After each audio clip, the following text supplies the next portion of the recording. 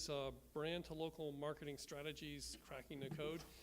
So here we've gathered some really interesting people to share their perspectives on this notion of going into local and how it all works. Come on up. Grab a seat, Ryan. And Andy, who else are we missing? Joe? Yep. And let's see, Michelle. Yeah, great, okay. We're gathering our people here.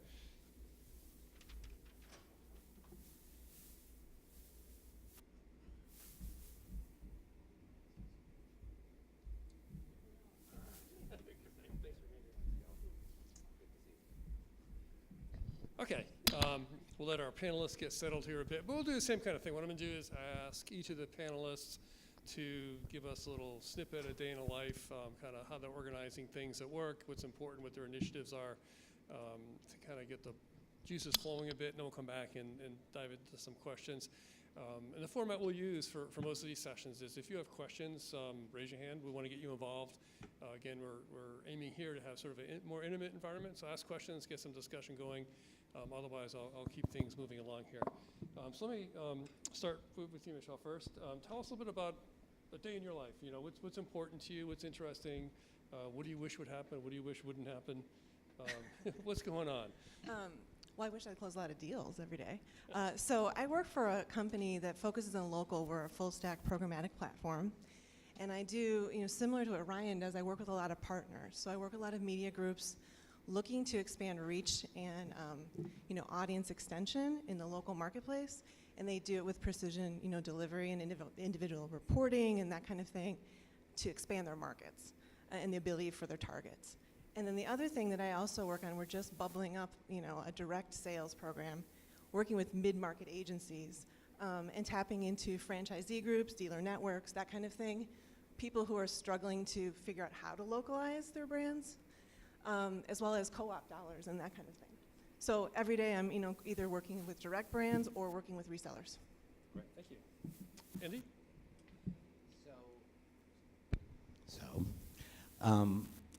The day in the life for me is twofold. One, I oversee our local efforts at Pandora, and what that encompasses is overseeing all 30 plus of our sales offices across the country. On the other side of it, I also oversee a chunk of our national business, and a big part of that is exactly what we're talking about today, is taking a lot of national brands and working with them, both on a national scale, but also thinking about ways that we can deliver national brands on a much more localized level. Great, thank you. Over to you, Ryan. Yes, my name is Ryan Davis. I run the SMB business for the Weather Channel. I'm here with my colleague Piper Walker. Really three pieces, what we consider SMB is really three pieces. So first is reaching the small local businesses, which we do through partnerships mostly with local television stations. Second, we serve the larger end of that with a focused direct sales force. And then working with national what we're here talking about today, national brands and how to get local, which we serve with whichever means is appropriate of those other two that I just mentioned. And a day in the life and a lot of it today is thinking about how we appropriately utilize technology, not necessarily just to make it easier for us to serve those brands, but most importantly to make it easier for those brands to work with us and get what they want and bring our value proposition, which is really targeting based on location and targeting based on weather down to the local level. Brian's not an official member of our program advisory committee, but we've had so many discussions back and forth, and one of the themes is data-driven marketing. So there's been a recent acquisition, and we're going to hear actually from IBM Watson a little bit later in the program. But what is it like, life under IBM? I think we're all still figuring that out, but we're all very excited. It puts a lot of heft and power behind what we're doing. I mean, we've been talking about how weather affects marketing. IBM via Watson has talking about how a lot of outside factors influence and impact companies. So I think you put those two together, and we're still morphing the power of that, but it's a good start. Cool. Joe, tell us about what's going on. Yeah, so Joe Esposito from GroupE Search and Social, so definitely coming at this from a different angle from the rest of the guys here. I'm on the agency side, so not necessarily an account guy, but product development, focusing on search and social, getting into local, getting into e-commerce. Really what we do is sort of two core focuses. One side is technology evaluations, where we'll look at a given category across either the search or social channels or local or e-commerce, et cetera.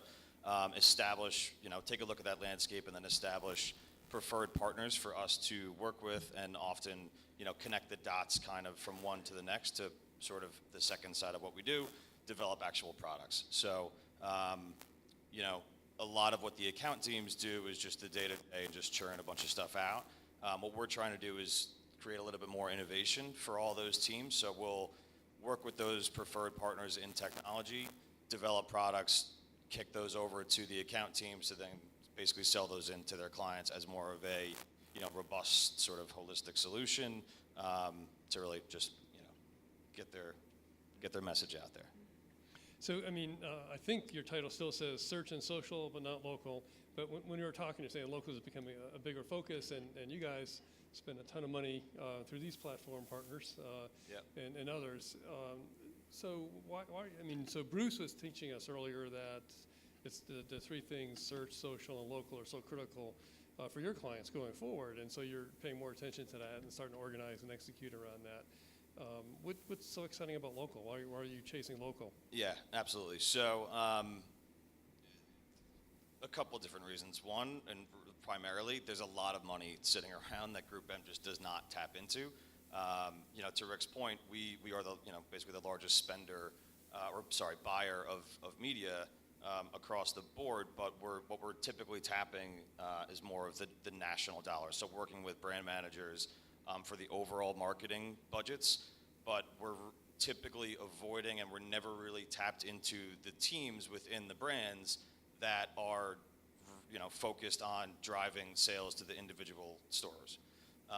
So we know there's a huge opportunity there. We, in search and in social, there's like just the obvious with local search, and honestly, it's across paid, earned, and owned. So we want to develop more of, like a local product suite where we can, do the local listings management. We can do paid local search, paid local social, look at attribution, programmatic across the board, to really start to talk to, the first challenge is finding the right people within the brands to speak to. So navigating those waters internally, but then from there, once we have those right people, engage with them, tell them like, look, we can help you. If we're helping you at the national level, we should use that same messaging, that same approach, and kick that down to the local level, to the individual store owners, et cetera. So the secret goal of this panel is to get Joe to spend more money with the other three panelists. I was going to say, this is a funky spot, man. Yeah, you guys And- want to and talk, or? So don't go too far off the edge there. Yeah, right. And the other three panelists, you're organized a little bit differently, which is kind of the concept of this panel too, to go after that local investment and activation that's going to get Joe and GroupE and others on the buy side increasingly excited. So to get local, in one case, Weather, Ryan, you're teasingly once said you have the biggest sales force at Weather because you're leveraging all your platform partners, TV groups, so that's kind of your go-to-market strategy for feet on the street. And Andy, you've built up a whole internal local sales organization where you're putting your own feet on the street in addition to work with some partners. And then at Zip Media, it's like a programmatic. You're creating that digital marketplace. So it's kind of three different strategies to help Joe solve his local problem and how to spend money with you three. So how does that work? So Ryan, you're trying to work with platform partners, and anybody that works in sales and are working with channel partners, like, how do you get them motivated? How do you get them coordinated? And how do you kind of hold them accountable and drive success? Piece of cake, right? Of course. No, and we're actually a little bit of both. We have a direct sales force that Piper runs, working with small national, regional clients as well. But for us, it's really been as simple as the value proposition. You have to have a value in local. What are you bringing to the table? So I thought the discussion earlier about location was an important one. and how you need a degree in astrophysics to understand location. It's, for us, part of our value proposition is that it's pretty simple. People tell us where they are. They want the weather where they are. They don't tell us they live in 90210. They don't want the weather in Beverly Hills. Well, they may want the weather in Beverly Hills, but they don't actually want to get the weather forecast for Beverly Hills. So that's a key part of it. And then weather affects so much of what people do, and weather doesn't affect the same, 70 in New York and 70 in Atlanta where I live are very different, right? And 70 in April and 70 in August are very different. So what we really try to do is keep it simple and put a value proposition in our direct sales force's hands and in our partner sales force's hands of the ability to target based on location data that's first party and given to us by the actual, massive user base of the Weather Channel products, and two, the ability to target based on weather, which affects, how people spend and affects businesses. When do you call a pest control company? Well, the weather has a lot to do with that. When do you call an air conditioning company? When do you go out to eat, et cetera? Weather has a lot to do with that. Right. And Indy, you're somewhat similar, but also have a different strategy in the way you're executing around selling. Like you're saying, you have responsibility for national sales, but recently, in the past couple of years, been focusing more and more on local. But a key part of your strategy is to have local feet on the street and kind of prioritize business segments, categories, and types of businesses within that.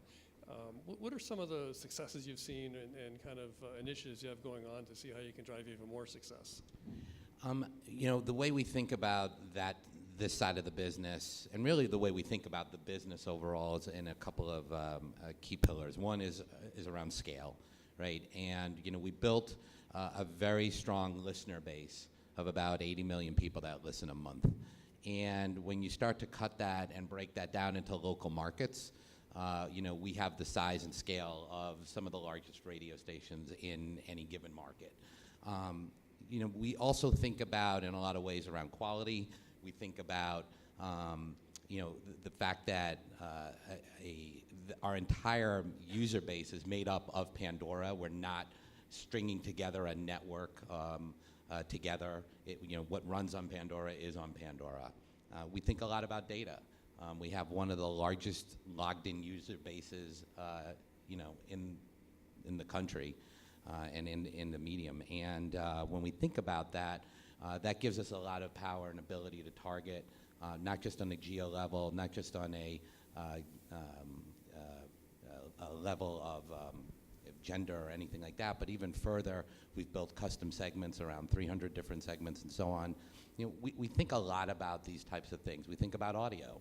We think about the power of audio and its ability to really cut through clutter. And we think about engagement. We think a lot about how the user today really, at the end of the day, gets inundated with ads, like it's walking through the audio version of Times Square in certain cases. And most users today don't have an attention span that goes further than 8 seconds. So, the entire, exactly. The entire platform that we've built from an advertising standpoint has really been around engagement. And a lot of the successes that we've seen from a national perspective, getting down to local, have been around that. Our ability to cut through the clutter using audio, cut through the clutter using engagement type vehicles, and our ability to use the data in a very, very finite, targeted way. And it's, anybody here have the Amazon Echo? You can get Pandora through Amazon Echo. So, I think I hear people talk about Pandora and think about the in-car kind of audio experience as a captive audience with more connected cars. You're seeing more service utilization of different things, including Pandora. But we have an Amazon Echo at home, and it's like that voice interface is kind of interesting. And we now use it. So it's a, Alexa, Pandora, then whatever our favorite music channel is. And it's like, it's kind of a new use case for us. I've used Pandora a lot in the car, but now we use it a fair amount in the home. Do you see that kind of coming forward with other these kind of devices? Yeah, and I think having our user data allows us to kind of go from device to device. 5 years ago, majority of our listenership was on the desktop. Today, it's primarily on mobile. It's getting in car. It's going to in-home through Sonos or Alexa. and it's still on desktop or even on tablet, but our ability to follow that listener no matter what they're listening on using that logged in data has been critical for us. Cool. So Michelle, and you have a different kind of role in a marketplace, Yep. creating a kind of programmatic matchmaking, if you will, data-driven and driving that into local to help people like Joe make decisions hopefully easier with a kind of automated marketplace that's enriched and informed by data. Tell us a little bit about what's going on there. Well, I don't think it's very much unlike what you guys are dealing with. So when I work with, let's say, local television groups, right, where they resell our product and they incorporate it into an integrated program, I talk to them a lot about how are you reaching cord cutters, cord nevers, what is the media mix, how you can be solution sellers and include all these products to make your own core products stronger. And I think the same discussion about cross-device happens when we're dealing with direct businesses and franchisee groups as well.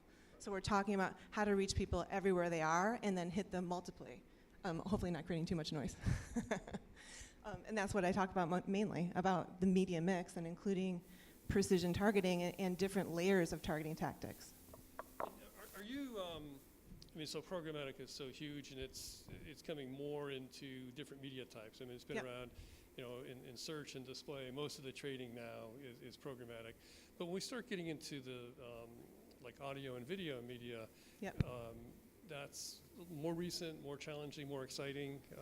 What's going to happen over the next year or two? Yeah, I think video is really exploding, especially with programmatic TV and really trying to figure out how to reach an addressable television audience. So my company started out just doing video only, so we're very advanced in video. And I worked at an audio company for a long time. I'm very interested in audio, and so we'll be bringing audio on as well. I'm also interested in digital out of home and really including all the different pieces. And we're going to have another panel just looking at linear TV a little bit later this morning. So a number of people from the speaker group have talked about this notion of education, and different parts of the mix have to be educated. Andy, do you feel like you know everything, or how would you like us to educate you today? You're just coming into local. I'm sorry, Joe. Where do you need information? How can these other folks up on the platform be helpful for you? Yeah, it's a good question. We're very much in a learn as we go type of scenario, but there's obviously everything we do is rooted in more of the national focus. So like we know how to do search, we know how to do social, we know how to do programmatic. So now it's educating. Honestly, my biggest challenge is educating folks internally versus at the client. So I have to sell this whole thing through internally before I can go and start pitching it to clients and to brands directly. So as much as there is education from my end, it's then education to the internal stakeholders to say like, look, there's a ton of opportunity here. How do we tap this? How do we navigate internally to make sure that we're not sort of crossing streams with anyone else within the larger organization? Ton of politics. But yeah, I mean, it's the education internally and then figuring that out and then going out to the brands. How many Pandora listeners are in the room? Great radio station. One of my favorites is a band called Head in the Heart. And so much of marketing is about head in the heart. It's like this decision here, I think it can work, right? But the head needs to have evidence that it does. And, a lot of cases, it's about the education, but then it's the proof. And demonstrate to me that it does. And sometimes that's really hard to do from a national level on down when you're getting granular into local. And we've been doing a lot, particularly around case studies with Millward Brown, to demonstrate that when we run a campaign for a national brand at the local level, there's not just greater brand awareness, but actually purchase intent. And when we're able to demonstrate that now, that just takes it to a whole nother level. And one of the Go Local finalists is Anytime Fitness. And that's a great example of that. We were able to really demonstrate that the product works at the end of the day through third-party research By the way, are you naming the Go Local Awards? Do you get a GoE if you win one of these? No. I think Andy said it really well. I mean, it's the data and how the campaign, the effectiveness of the campaign is what does it in the end. And so we see that. And I think, Rick, I think I've supplied you data that you have used to show how local and regional ads are the effectiveness on our platform. I mean, you just look at the different message. You know, I think of an example of we did a program with Ford where we were activating local dealers around the country as part of their digital drive for co-op. I mean, one of the rural Tennessee dealers' messages was, "We'll trade for anything that don't eat." I mean, that was literally the creative. Well, that is not the national Ford message, right? That's not going to work at a national level.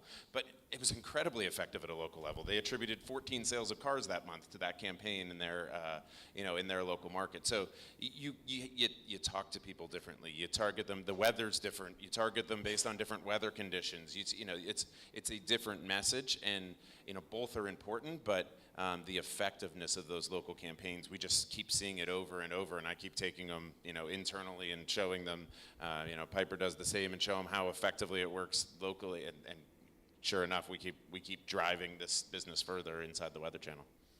I would agree. I think that when you build a U.S. campaign based on multiple local markets, you're going to learn a lot. So we go in knowing, okay, we have all this data very specifically for a market like that. And then we learn a lot. There's surprises along the way, and you can, especially with programmatic and automation and MarTech, you can make changes quickly and actually influence the national campaign in many cases. So the ROI is more effective because you're communicating in their language, you're targeting in a unique way, and it just makes a big difference.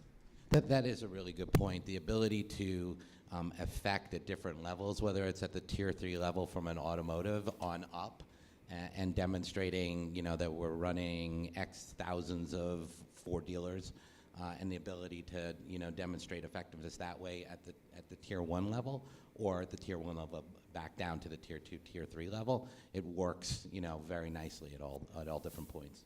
Yeah, no, I thank you for bringing that up, because I mean that's where we are. It's like we do tier 1, sure, that's great. We might do some tier 2 here and then, but once we get into tier 3, we barely touch it. So for me, it's, yeah, absolutely. What can we take from those the tier 3 campaigns, inform to the national, and then back up to tier 1 and vice versa? And I think that's a lot of the missed opportunity is learnings from campaigns, all the data that can come in, and sort of two-way street. Bring it up and then bring it back down. Any questions? Take a pause here to see if anyone wants to bring anything up. Okay. Joe, we were talking about a lot of your head's been in national, and your team has been kind of a national, moving more into local. So it's great to hear what kind of points of education are offered. And obviously, we're just talking now about kind of that results, data results. What's the ROI here? One of the things that Bruce was talking about that last hour. But you're also, when we were talking, commenting on just the, I guess, terminology differences and differences in practices between national and local, and that's a little bit either confusing, which it probably is, but also like just the terms, even the currencies, like in linear TV, national uses one currency, local uses a different currency. So as you get more engaged in local, which is a wonderful thing, all of us in local love you being more engaged in local. So some of the things we were just talking about, but it's also just sort of education. How do I operate in this? Transactionally, who do I talk to? What terms do I use? Bringing things together on programmatic platforms makes it a little bit more consistent for your user experience, if you will. But what kind of, I guess, frustrations or successes have you seen in, like, yeah, we can help you understand local? And like Mark Fratrick, our chief economist, is saying, $60 billion will be spent by brands, local investment and activation in 2016. That'll be up over $70 billion in just a few years. So brands, your clients, are spending a ton more money in local. How can we make that, reduce the friction, make it more effective, make it more informed, and even just on a transactional level? I want to do it, but it's too hard. I have to deal with 50 advertising platforms instead of 3. So it's like, it's crazy.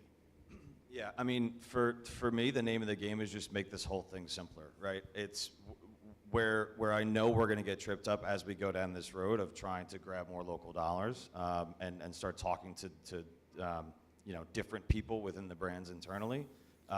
We just need to make the whole process simpler.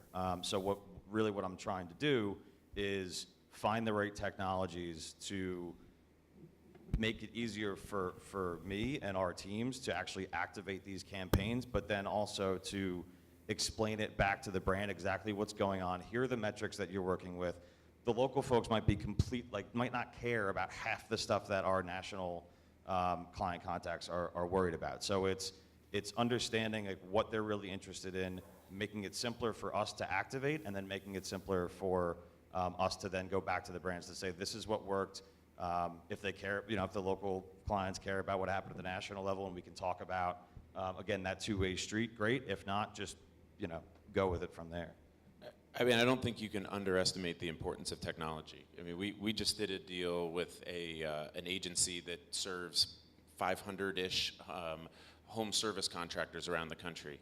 And they take the co-op dollars coming out of the national players, and they haven't dealt in, they wanted to deal in display, but they haven't dealt in display because it's too hard. I mean, you go back even a little while ago, they would have been emailing us a spreadsheet with 400 lines, like a bunch of $100 orders, right? We would have fallen over, they would have fallen over, it would have been, they would have wanted reporting on a daily basis. I mean, imagine the disaster that is that, right? But this deal was, we have a platform. They can see live into our inventory just like a member of our sales team. They can place their orders. They can get the reporting right back out of that system. Like that's how this has to be done, right? If you're going to effectively do this, we need to be able to put that power in the hands of the national brands to be able to effectively spend those dollars. Because if there's a lot of emailing attached spreadsheets and trying to figure out reporting, none of those learnings are ever going to bubble up from the local level because they're going to get lost in the barrage of emails that lead to a headache that even though the campaign was effective, you don't repeat. But the technology's here that we can do that now, and frankly, that's what's driving our business, is putting that power in the hand of the brand so that they can control the campaign. Makes sense. Okay, we have just a couple minutes. Last chance for a question before I ask the panelists for any closing thoughts they might have. Michael.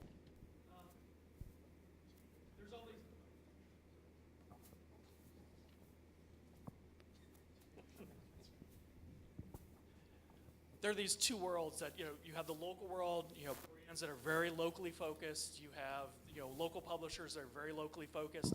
They have their technology stack. You on the agency side are advertising brands, and you are focused on national advertisers and how to coordinate. There are these two worlds and two technology stacks. Who's advising you on your end of how do I back into local that addresses these national issues, and how are local technology stacks starting to influence you? Yeah, that's to me. So honestly, we're so early days in this whole process that I don't have any real examples of that yet. But I think, as we go further down the road, we'll sort of be evaluating the technology just based on our own expertise and knowledge of the space. And to our point earlier, just continually learning, continually reading up, researching events like this. But no, I think as we start and engage with these clients and start to have those conversations, I feel like we can bring the expertise and sort of tell them, like, here's what we should be doing and here's why it's going to be easier and why you should be running this way. And we can speak back to the national level, because I feel like once we're talking to some of the folks at the local level, as soon as we say that the corporate dollars and the brand dollars are being churned around this way, there's an interesting conversation there. And again, just kind of going back and forth with the two-way street. So for us, it's evaluating the technology, thinking about how we're going to best utilize it to service the brands, and then how are the brands going to benefit from our services on top of the technology. It's not like we're just evaluating technology and just kicking it over to the brands and hope for the best. It's really our expertise and service. If we didn't have that, agencies wouldn't exist, right? So it's people on top of the technology that's really important, and what we want to drive is our message back to the brands. That's great. Thank you. Okay, we're at time for this panel. Joe, Ryan, Andy, Michelle, thank you so much.